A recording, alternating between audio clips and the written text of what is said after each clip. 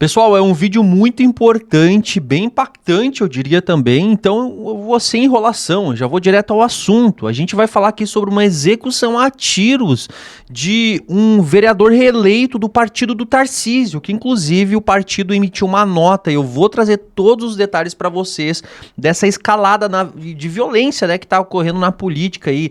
Por vários dias vem acontecendo crimes como esses. Além do que, eu preciso já, e vou colocar na tela, a gente tem muitas outras informações importantes, mas essa daqui é muito preocupante. Por quê, gente? Porque se trata da fiscalização dos combustíveis. E eu já boto para vocês aqui a informação que foi trazida aqui por Bruno Zambelli, que diz o seguinte: preparado para abastecer com combustível adulterado, a ANP, que é um órgão que regula, né, todos os postos de combustíveis, gás de cozinha e tudo mais, decidiu suspender por 2 meses o programa que monitora a qualidade dos combustíveis no Brasil, devido aos cortes orçamentários feitos pelo governo Lula. Ou seja, tá faltando dinheiro, gente. Entidades do setor temem uma escalada nas irregularidades. Bom, imagina, bem agora, em época aí que o pessoal vai viajar muito, vai acabar tendo que abastecer muito, então cuidado aí do outro lado, porque obviamente que isso impacta aí no veículo, né, acaba dando vários outros problemas de manutenção e inclusive também afeta aí o gás de cozinha. Vamos ouvir a reportagem aqui que foi feita pela Band. A Agência Nacional do Petróleo suspendeu um programa para monitorar a qualidade do combustível dos postos. O motivo alegado é corte no orçamento federal. Uma das formas de garantir a qualidade do combustível é por meio da fiscalização. A Agência Nacional do Petróleo faz esse trabalho com pessoal próprio e também contratando universidades e institutos de pesquisa. O chamado Programa de Monitoramento de Qualidade de Combustível, o PMQC. Só que o programa foi suspenso até o fim do ano. A agência afirma que não tem dinheiro para custear o PMQC e, por isso, vai reduzir drasticamente o número de postos fiscalizados em todo o país. Nos últimos 10 anos, o orçamento da ANP diminuiu quase 80%, para 136 milhões no ano, e ainda houve um corte de 18% em março. O levantamento de preços dos combustíveis e do gás de cozinha também foi afetado. Então tá aí, né, gente? Uma informação extremamente importante e que afeta diretamente quem? A gente na ponta. Porque quem compra o combustível e que pode, né, acabar sendo adulterado somos nós, o gás de cozinha. Ou seja, ele tem combustível que não rende tanto, que pode acabar sujando, né, a parte interna aí do teu veículo, tendo que fazer manutenção aí de forma mais rápida, inclusive com mais gastos. Infelizmente, quem sempre toma, né, no final das contas é a gente. Mas parece que essa questão dos cortes de gastos também está afetando um setor que vocês nem imaginam. Olha, essa eu fiquei surpreso. Vejam só. Equipe econômica chama o Ministério da Defesa para discutir corte de gastos. Mas vejam só, não é qualquer gasto que existe hoje, que é feito pelo Ministério da Defesa, gente. Vamos dar uma olhadinha aqui. Olha, vai acabar estourando aí nos militares. Quem diria, não é mesmo? A equipe econômica vai se reunir com integrantes do Ministério da Defesa nesta quarta-feira, dia 13, para estudar áreas em que podem ser reduzidas as despesas de militares, para ajudar a aumentar o pacote de corte de gastos que está previsto para ser anunciada pelo presidente Lula.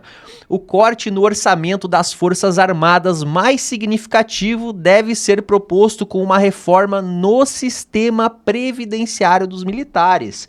Esse tipo de medida sofre grande resistência dos fardados. Os militares têm um regime diferente de trabalho, não recebem hora extra, não importa se trabalham aos domingos e feriados, e não tem adicional por insalubridade. O ministro da Defesa, José Múcio Monteiro, deve ser apresentado na reunião desta quarta um relatório do TCU, preparado pelo ministro Vital do Rego Filho, enviado ao Congresso no dia 12 de junho de 24. Registram, olha só os valores, gente. Registram em 2023, em conjunto, um rombo de 428,3 bilhões de reais. Um rombo. Esses sistemas tiveram uma receita de 638 bilhões em 23, mas um custo de 1 1,066 trilhão para pagar os benefícios. Olha o custo que gera o Ministério da Defesa, gente. Mais um custo de 1 trilhão. O estudo do TCU registra que o sistema previdenciário dos militares tem sido deficitário. O SPS-MFA, que é o sistema ali, teve uma relação entre receitas e despesas em 23, abre aspas, de só 15%, 9,1 bilhões para 58,8 bilhões, acarretando déficit de 49,7%, mesmo com os ajustes das contribuições definidos na lei, que ainda deverá surtir maiores efeitos futuramente. Ou seja, gente, é para ter uns cortes aqui, porque é dinheiro que não acaba mais, que vai aí para o Ministério da Defesa, que é sem dúvida nenhuma aí um dos ministérios que mais acaba sendo, tendo orçamento aí para atuar todos os anos. Quem diria, não é mesmo? O corte vai acabar afetando aí, então, muito provavelmente, o bolso dos militares. Olha só, quem te viu, quem te vê, não é, gente? O que vocês acham disso? Comentem pra mim aqui embaixo. E só para complementar uma informaçãozinha básica, tá? O governo propôs para 2025 o orçamento de 133,6 bilhões de reais, englobando pessoal, custeio e investimento para o Ministério da Defesa. 133,6 bilhões de reais. Tá aí, gente. Bom dinheiro, vocês não acham? Bom, e vocês lembram que eu trouxe ontem a informação de que o Bolsonaro escreveu uma coluna na Folha de São Paulo falando sobre democracia. E o pessoal do besterol aqui foi a loucura. Eu já trouxe um chororô ontem, teve agora uma coluna na própria Folha de São Paulo, rebatendo a coluna e o espaço que o Bolsonaro ganhou. Vejam só esse trechinho e depois eu vou mostrar uma coisa muito interessante para vocês. É muita cara de pau do Bolsonaro acusar os outros de não aceitarem a democracia, tendo ele comandado uma invasão aos prédios da democracia na Praça dos Três Poderes, o Congresso, o Supremo Tribunal Federal e o Palácio do Planalto. Quer dizer, é um absurdo ele fazer isso.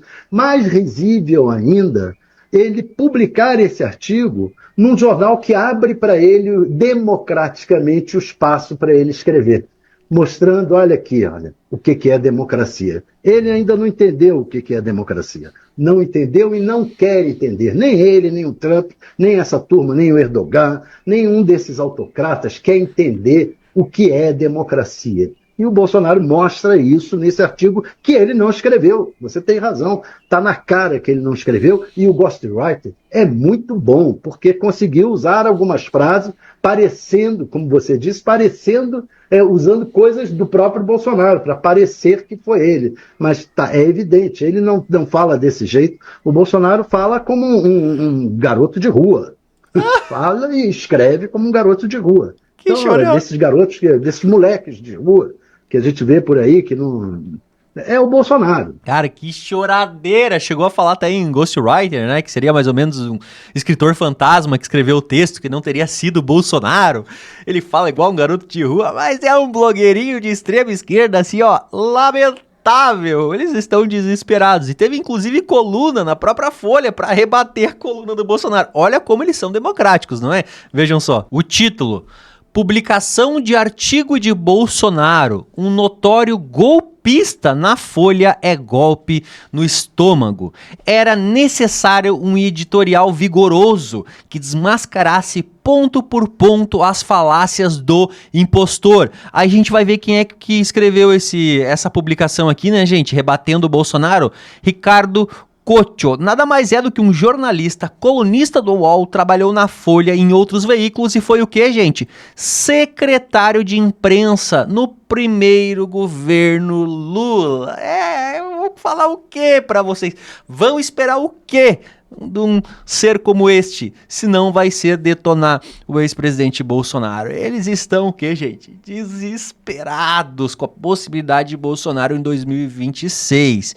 E olha só o que acabou de sair no dia de hoje. Uma pesquisa que foi divulgada pela CNT Confederação Nacional dos Transportes. Eles acabaram fazendo uma pesquisa de opinião sobre diversos assuntos e dentre eles englobou também 2026. Essa pesquisa foi realizada agora, nos últimos dias.